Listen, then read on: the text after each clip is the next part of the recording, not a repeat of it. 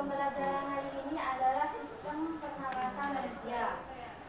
Sebelum pelajaran dimulai, di sini ada tujuan pembelajaran yang harus saya sampaikan kepada kalian sesuai dengan FPP yang sudah disusun. Yang pertama yaitu menjelaskan pengertian bernapas dan respirasi.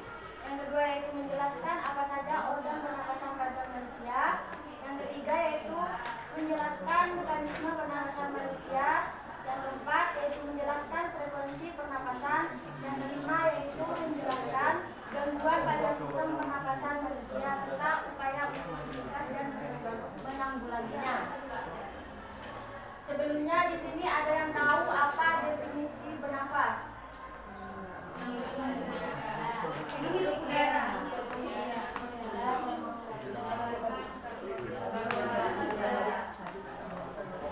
Baik.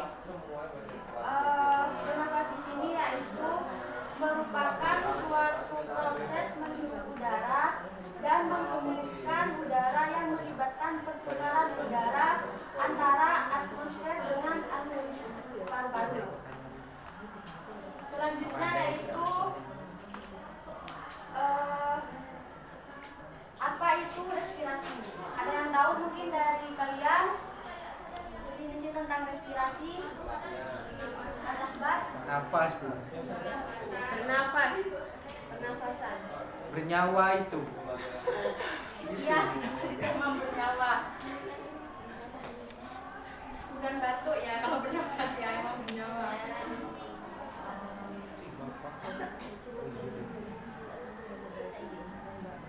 Baik, untuk definisi respirasi sendiri yaitu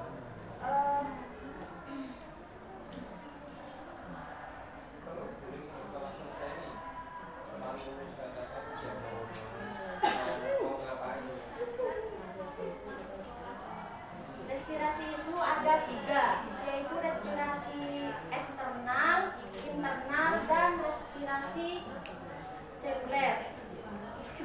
Respirasi eksternal di sini merupakan pertukaran gas-gas antara alveolus paru-paru dengan darah di dalam pembuluh kapiler paru-paru.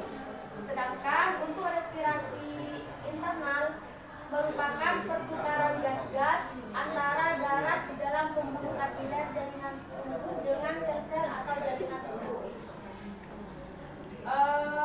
Selanjutnya yaitu organ-organ pernapasan manusia. Ada yang tahu apa saja organ-organ pernapasan manusia? Paru-paru.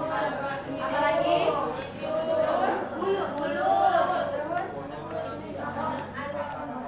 Taring.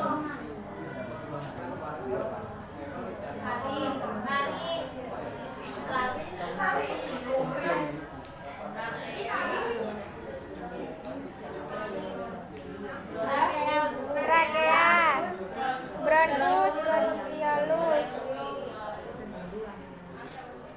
Udah tidak ada lagi?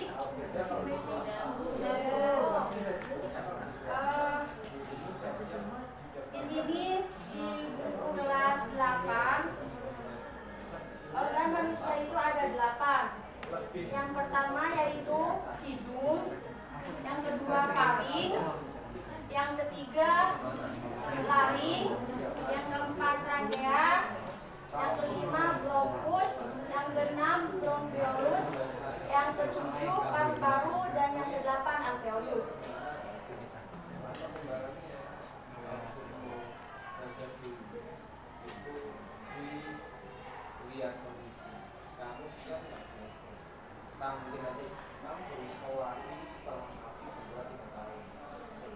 Yang pertama yaitu hidung. Kalian sudah tahu semua kan? Iya, namanya kita itu. Kalian sudah tahu semua kan?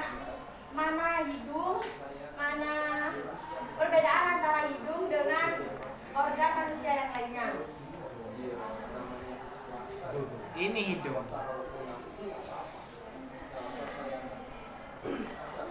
Itu bukan hidung, Mas Abad, itu mata.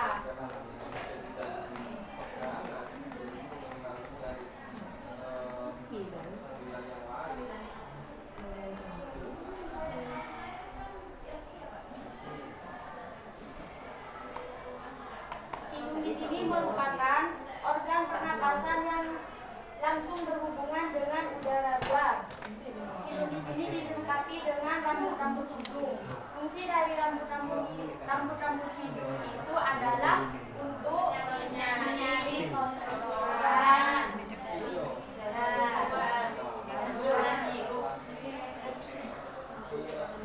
yang kedua yaitu faring. Faring di sini merupakan organ pernapasan yang terletak di belakang rongga hidung hingga rongga mulut di atas laring.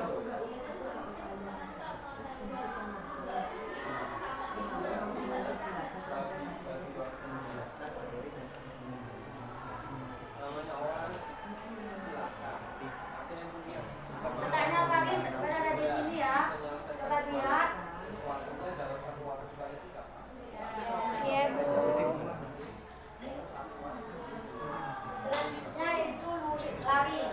Laring atau ruang suara merupakan organ pernapasan yang menghubungkan faring dengan trachea.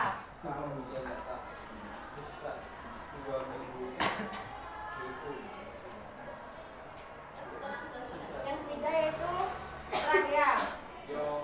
Trachea adalah saluran yang menghubungkan antara laring dengan bronkus. Sedangkan kalau bronkus itu adalah terletak pada bagian dasar dari trachea. Bronkiolus berada di dalam paru-paru yang bercabang-cabang. Sedangkan paru-paru merupakan alat pernapasan utama yang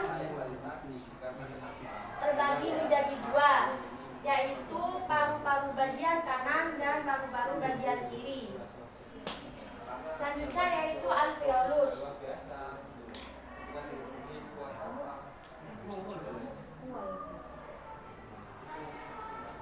Dinding alveolus itu berbatasan dengan pembuluh kapiler darah, sehingga gas-gas dalam alveolus dapat dengan mudah mengalami pertukaran dengan gas-gas yang ada di dalam darah. Selanjutnya yaitu mekanisme pernapasan manusia.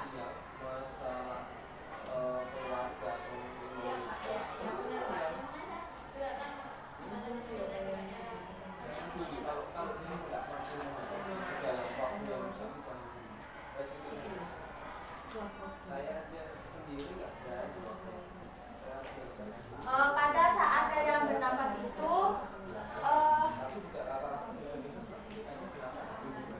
berlangsung dua mekanisme, yaitu ekspirasi dan inspirasi. Ekspirasi sendiri yaitu melibatkan pertukaran udara antara atmosfer dengan alveolus paru-paru, sedangkan inspirasi yaitu menghembuskan udara. Untuk selanjutnya adalah frekuensi pernapasan.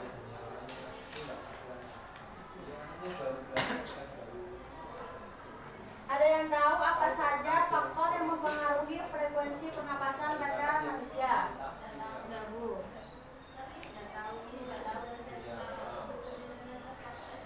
Faktor yang mempengaruhi frekuensi pernapasan pada manusia yaitu ada 5 macam.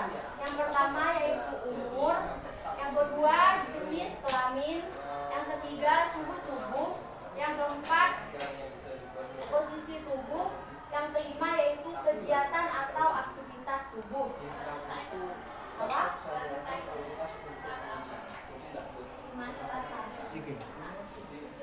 Susah nafas, ya. Itu kan merupakan gangguan pada sistem pernapasan.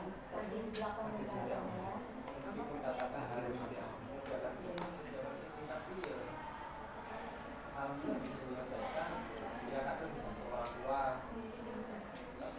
Umur, yang pertama yaitu umur. Pada umumnya semakin bertambah umur seseorang maka semakin rendah frekuensi pernapasannya. Selanjutnya itu jenis kelamin. Pada umumnya laki-laki lebih banyak bergerak sehingga lebih banyak memerlukan energi. Yang ketiga yaitu suhu tubuh.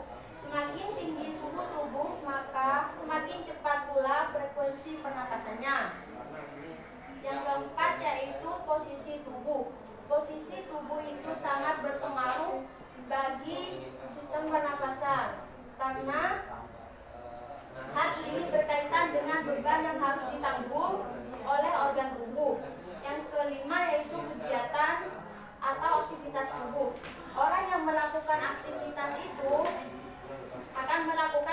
banyak energi. Selanjutnya yaitu volume pernafasan. Ada yang tahu ada berapa volume pernafasan yang ada pada manusia? Tidak tahu. Tahu, yaitu ada 3. Yang pertama volume tidal, yang kedua yaitu volume cadangan ekspirasi, yang ketiga yaitu volume cadangan inspirasi.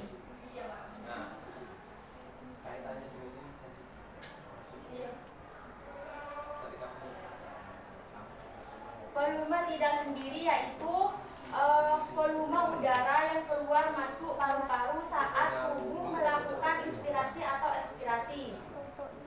Yang kedua yaitu volume cadangan ekspiral, merupakan volume udara yang masih dapat dikeluarkan secara maksimal dari paru-paru. Yang ketiga yaitu volume cadangan inspirasi, yaitu volume udara yang dapat dimasukkan ke dalam paru-paru setelah melakukan inspirasi secara biasa. Yang kelima, selanjutnya yaitu gangguan pada sistem pernapasan manusia.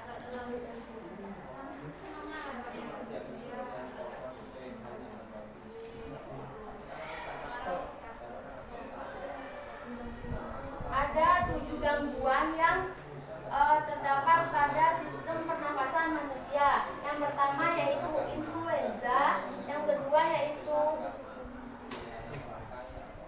tonsilitis, yang ketiga yaitu faringitis, yang keempat yaitu pneumonia, yang kelima yaitu tuberkulosis, yang keenam asma, sedangkan yang ketujuh yaitu kanker paru-paru.